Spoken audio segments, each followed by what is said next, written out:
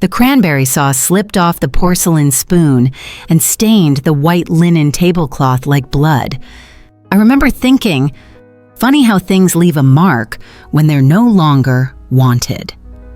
That Thursday evening, as the family laughed around the dinner table, I sat still. Not because I was full, but because deep down, I was empty. Not hungry for food, but for recognition. And I didn't know it yet. But this was the beginning of a revenge story, just not the kind that makes headlines. Mine would be quieter, but far more permanent. Back then, I thought love meant giving without asking anything in return. So I gave, and gave, and gave. I was 30 when my husband passed, and Brandon was just 11.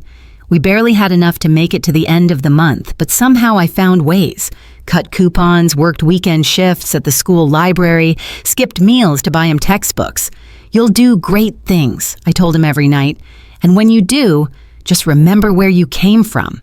By the time he turned 21, I had already cashed in my only inheritance, my father's farmland just outside Holleridge, so he could put a down payment on a starter home with his then-girlfriend, Melissa.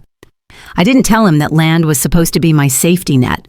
I smiled and said, "It's just dirt, Brandon. You're my real future." When he married Melissa, I covered most of the wedding expenses. When they had their son, Noah, I turned the guest room into a nursery and offered to babysit any time, and any time became every time. It wasn't that I didn't have dreams of my own. I did. A trip to Alaska with Humphrey, my late husband, a rose garden in the backyard, a poetry class at the community college. But those things always got pushed behind someone else's needs. When Brandon lost his job for a few months, I quietly paid their mortgage. When Noah needed tutoring, I drove him 3 nights a week across town. When Melissa was overwhelmed, I cooked for 5 and cleaned up after 7. I didn't complain. Not even when my knees hurt from standing too long. Not when my own fridge was half empty because I prioritized theirs. I kept telling myself, someday they'll see. Someday they'll know what I gave. But that someday never came. Instead, the list of what they expected just grew longer. They didn't see a woman who raised a family alone. They saw a background character, always available, always silent. Still, I stayed. Because hope can be a stubborn thing. And because I had built my identity around their needs for so long, I didn't know what existed outside of that. But sometimes it only takes one dinner, one sentence, for everything to shatter. And that moment was coming. Thursday dinners used to mean something. When Brandon was little, he'd help me set the table, folding the napkins into little triangles while humming songs from school. Now I barely got a nod when I walked in. Melissa didn't look up from her phone as she passed me the potatoes. "They're a little overcooked," she muttered, just loud enough for me to hear. "I'll help clean up after," I offered gently, hoping to ease the mood. "No need," she said, her eyes still locked on the screen. "We've got it." Brandon sat at the head of the table, carving the meat like he was sawing through frustration. Noah, their 12-year-old, scrolled through his tablet, earbuds in, detached from everything around him. I cleared my throat. "Today's a special day," I said, trying to sound cheerful. "May 9th. Your father and I—" "Oh God, here we go," Melissa sighed, rolling her eyes. Brandon didn't even lift his head. "Mom, no one wants to hear about that again. You've told that story 100 times. I was just gonna say how he—" My voice cracked. "For God's sake, can we have one meal without a history lecture?" Brandon snapped. I froze, napkin clenched in my lap. Noah looked up for the first time all evening, smirked and repeated, "Yeah, shut up, widow." He said it like it was funny, like it was nothing. Melissa giggled under her breath. Brandon just kept eating, and in that moment, I felt something inside me fracture. Not in a dramatic movie scene way, but in the quiet way glass breaks in your hand before you realize you're bleeding. I sat there, heat rising in my cheeks, staring at the roast I had once taught Brandon to season when he was 10. The silence that followed felt louder than the insult itself. You know that moment when you realize you don't belong in a place that once felt like home? Has anyone here ever felt that? If you're watching this and you've been in a room full of people who call you family but make you feel invisible, you're not alone. And no, you're not imagining it. Back at the table, Tabitha, my daughter-in-law's sister, tried to offer a weak smile. He didn't mean it that way. Didn't he? I stood up quietly. "Thank you for dinner," I said, my voice steady even though my knees weren't. "But we haven't had dessert," Melissa said without looking at me. "I'm on a diet," I replied. No one offered to walk me out. No one hugged me goodbye. Outside, the porch light flickered as I stepped into the evening air, and as I pulled my coat tight against the wind, I whispered to no one, "I think that was my last Thursday dinner." And it was. The house was too quiet when I got home. Funny how the silence used to feel peaceful. Now it just felt cold. I hung my coat, kicked off my shoes, and walked into the kitchen. The teapot whistled as if it had something urgent to say. I ignored it, poured myself a cup of chamomile, and sat down at the small table by the window. I looked out at the street. Empty. Still. Like my phone, which hadn't buzzed once since I left their house. Not a message. Not a, "Did you get home safe?" Nothing. I reached for the old leather-bound day planner I kept in the drawer. I used to jot down appointments and grocery lists. Now it held something else entirely. I flipped to the last section, family contributions. Page after page of neat handwriting, my own, documented every dollar I had given over the years. $28,000 for Brandon's first home, $10,000 for the wedding, $12,000 for Noah's private school and tutors, $7,000 to cover their mortgage during Brandon's layoff, $5,000 for Melissa's dental surgery, $3,000 when their car broke down, dozens of smaller entries, groceries, vacations, camp fees, holiday gifts, babysitting. The total? Just over $70,000, not including the years of cooking, cleaning, rides, and free childcare. All from a retired school librarian's pension. I ran my hand over the numbers like I was reading a eulogy. Because, in a way, it was. A eulogy for a version of me who believed that unconditional love meant limitless giving. I thought I was supporting my family. I thought they'd look back and say, "Mom carried us through." Instead, they looked at me like I was a relic, a bother, a woman with nothing left to offer but old stories and burned potatoes. Noah's words echoed again. "Shut up, widow." He didn't even blink when he said it. I looked down at my teacup.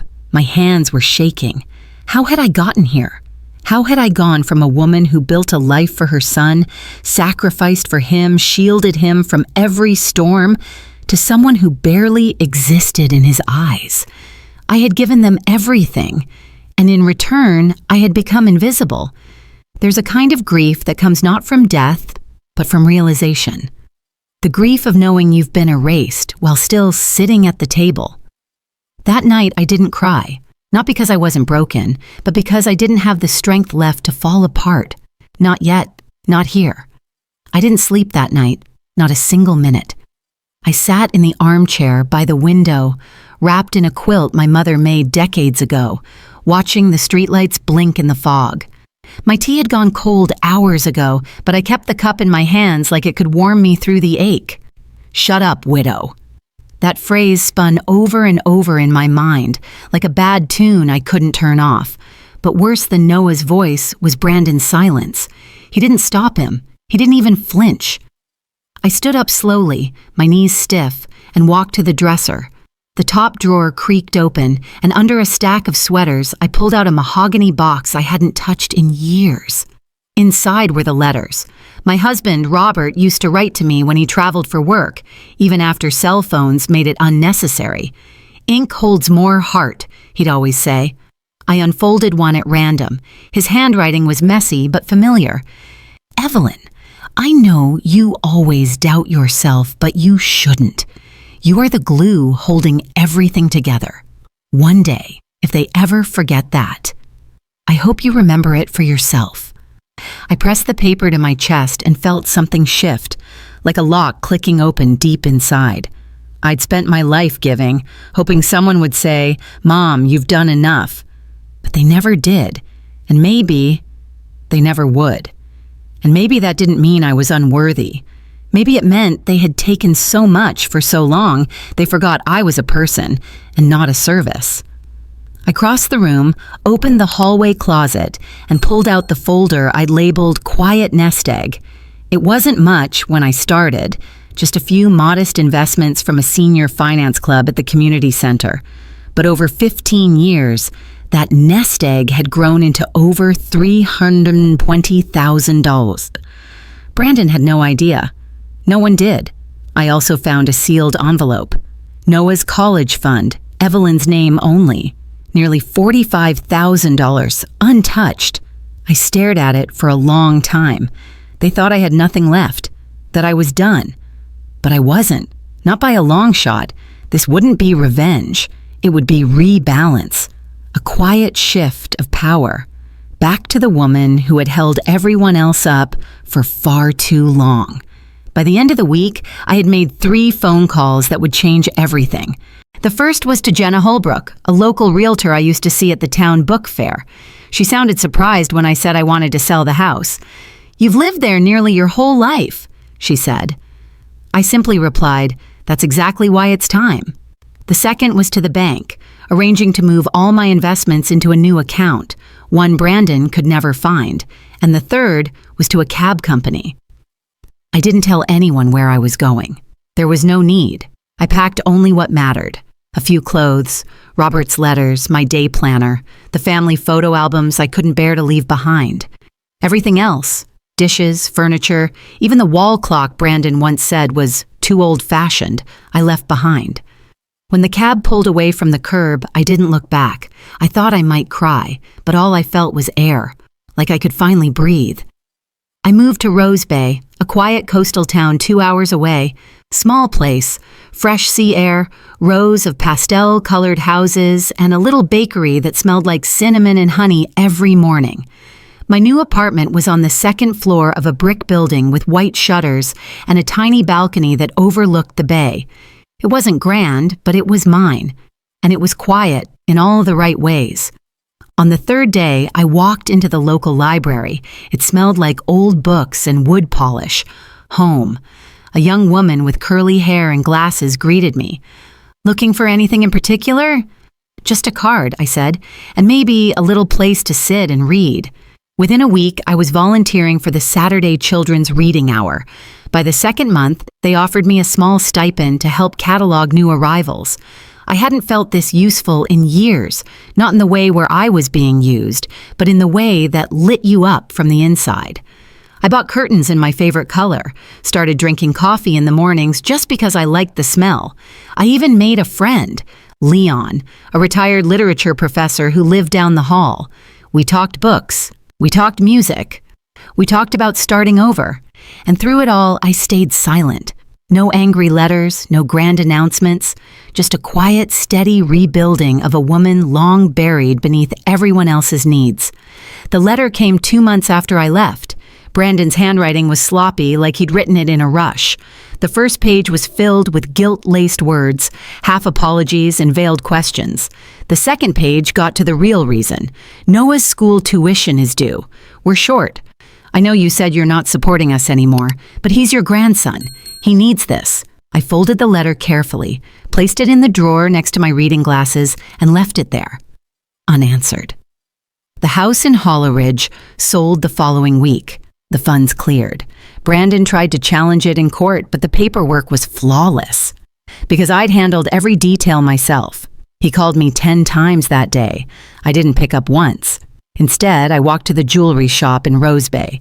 Inside, I handed Mr. Eberly a small, worn gold ring, my wedding band, and asked him to melt it down into a bracelet. "Nothing flashy," I said, "just something simple and strong." It was finished a week later. Engraved inside were 3 words Robert once wrote to me in a letter: "You are enough." One morning, I opened the mailbox and found a postcard. It was from Noah. Handwritten, no sarcasm, no request, just a drawing of his new school and a line that said, "Grandma, I hope you're okay. I miss you." I stared at it for a long time, and I smiled. To anyone out there who gave and gave until there was nothing left, Have you ever walked away not to punish, but to protect your own peace? Let me know in the comments. Sometimes silence isn't weakness. Sometimes it's the loudest thing you'll ever say.